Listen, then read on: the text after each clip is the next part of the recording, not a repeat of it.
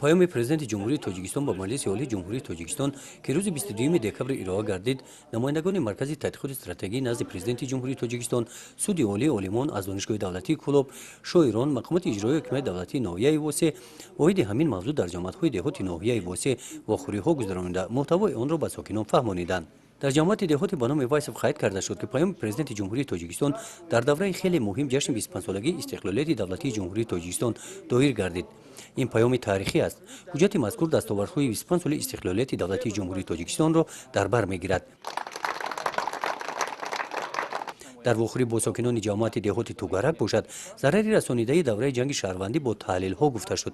معین گردید که در این دوره غیر از تلفات جانی تاجیکستان به مقدار 10 میلیارد دلار آمریکایی ضرر دیده است. این دوره وزنی تاریخ را تاجیکستان پس سر نمود. با سیاست صلحجویانه اساس‌زور صلح و وحدت ملی پیشوای ملت پرزیدنت جمهوری تاجیکستان محترم امامعلی رحمان در مملکت تنجی و آرامی برقرار کرده شده دوره نو سازندگی و بنیادگذاری ها آغاز گردید.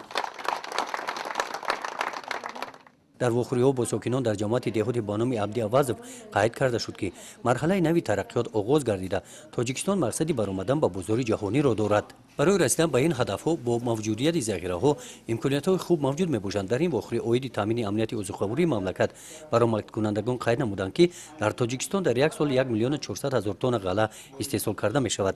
همکاری‌های اقتصادی با دیگر دولت‌ها امکان داده است که مسئله تامینات با غله حل خود را یافته است.